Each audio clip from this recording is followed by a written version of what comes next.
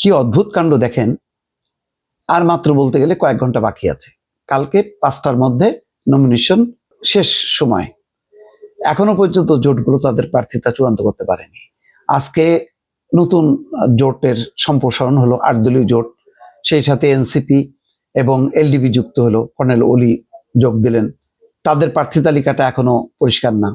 BNP পরিবর্তন করছে শেষ মুহূর্তেও, কবির আহমেদ ভূঁইয়াকে দিয়েছে ব্রাহ্মণবাড়িয়ায় সাবেক সচিব মুশফিকুর রহমানের বদলে, এটা ভালো।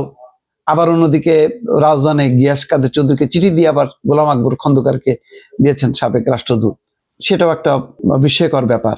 তো এই পরিবর্তনগুলি চলছে শেষ মুহূর্তে। এখন প্রশ্ন হলো কি, যে শেষ সময় পর্যন্ত, অর্থাৎ যে সময়সীমা আছে তার মধ্যে কি কমপ্লিট করতে পারবে নাকি সময়সীমা বাড়বে।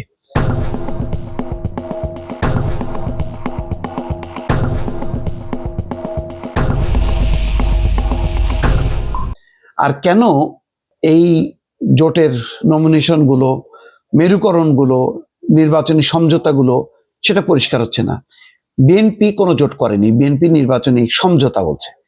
আর জামাত কিন্তু আটঘাট বেঁধে নেমেছে, নামলেও শেষ মুহূর্তে, যেহেতু এনসিপির একটা বিশাল একটা ঘটনা ঘটে গেছে, এনসিপির একটা বড় অংশ পদত্যাগ করেছে বা বিচ্ছিন্ন হয়ে গেছে, আর একটা অংশ চলে আসলো জামাতে সাথে জোটে।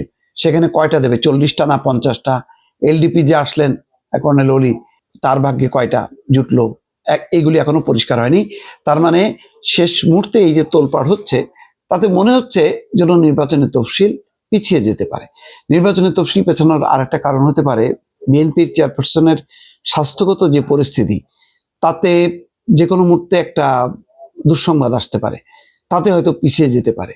বা এমন হতে পারে, যেহেতু তারা নমিনেশনগুলো ফাইনাল করতে পারেনি এখনো পর্যন্ত, পর্যালোচনা চলছে, রদবদল চলছে, তাহলে হয়তো বিএনপির তরফ থেকে অথবা জামাত জোটের পক্ষ থেকে একটা চাপ আসতে পারে। চাপ আসলে কি পরিবর্তন হবে কিনা এখন পর্যন্ত পরিষ্কার না।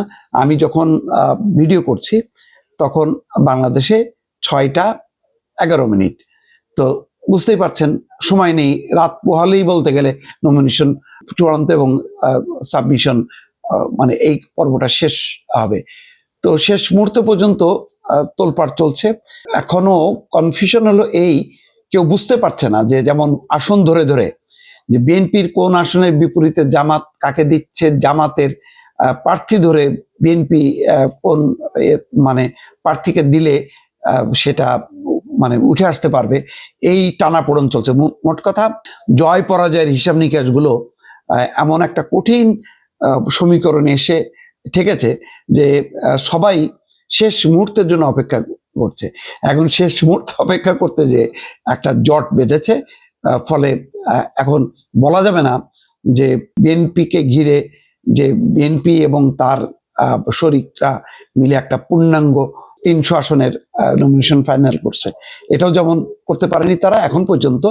জামাত ইসলামের জোটও কিন্তু একই অবস্থার মধ্যে পড়েছে, বরং সেখানে হয়তো জটিলতা আরো বেশি। দেখা যাক, এই যদি কয়েক ঘন্টার মধ্যে না করে, তাহলে হয়তো মানে দুই পক্ষ মিলে নির্বাচন কমিশনকে বললে হয়তো সাবমিশনের ডেট হয়তো আরো 2-3 দিন পেছাতে পারে, এমন একটা পরিস্থিতি তৈরি হয়েছে।